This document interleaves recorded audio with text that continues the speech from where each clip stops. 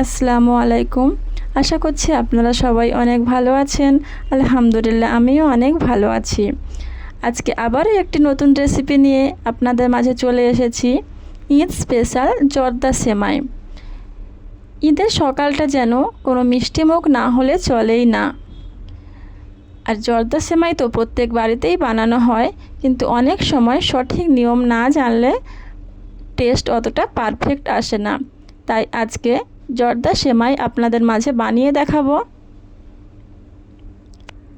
এখানে আমি 1 প্যাকেট 150 গ্রামের প্যাকেট সিমাই নিয়েছি।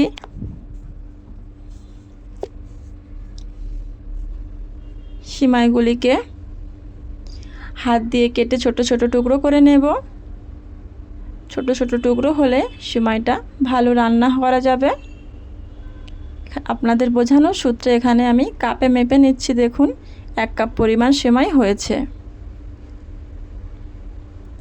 এখানে ড্রাই ফ্রুট নিয়েছি আমি কিশমিশ, পেস্তা বাদাম, কাজু বাদাম, 2টো এলাচ, একটু ডালচিনি।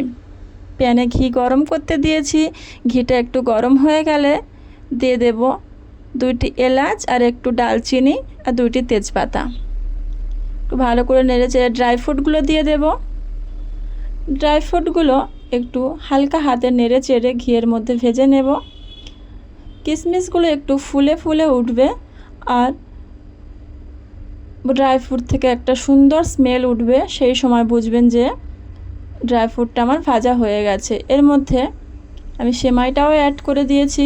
সেমাইটাও সুন্দর করে এর মধ্যে ভেজে নিয়েছি। দিয়ে দিলাম 1 কাপ পরিমাণ চিনি। চিনিটাও এর মধ্যে ভালো করে নেড়ে চেড়ে মিক্স করে নেব।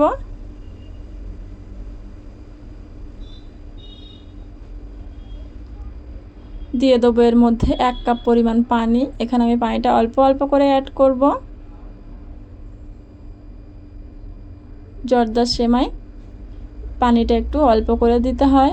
দেখুন আপনারা দেখতেই পাচ্ছেন পানিটা আমার কত তলায় পড়ে রয়েছে সেমাইয়ের। এই পর্যায়ে আমি ঢেকে 5 মিনিট পর্যন্ত রান্না করে নেব স্লো আঁচে। সামান্য একটু লবণ অ্যাড করে দিয়েছি। ঢাকাটা খুলে নিয়েছি। 5 মিনিট বাদে দেখুন সেমাইটা আমার কতটা পানি শুকনো হয়ে গেছে।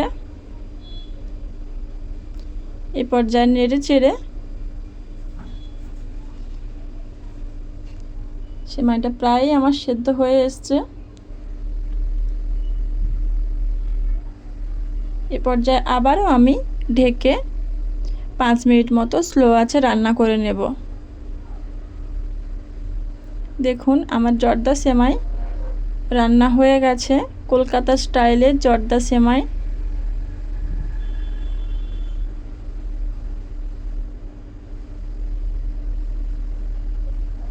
ঠান্ডা হয়ে গেলে আমি সার্ভ করে নেব। উপর থেকে কাজু বাদাম আর পেস্তা বাদাম দিয়ে সার্ভ করে নিয়েছি। দেখুন কতটা লোভনীয় হয়েছে। ভিডিওটি যদি ভালো লাগে লাইক, শেয়ার, কমেন্ট করবেন আর সাবস্ক্রাইব করতে ভুলবেন না। তাহলে নিত্য নতুন ভিডিও আপলোড হলেই আপনার কাছে পৌঁছে যাবে। ততক্ষণে আপনারা সুস্থ থাকবেন, ভালো থাকবেন। ধন্যবাদ।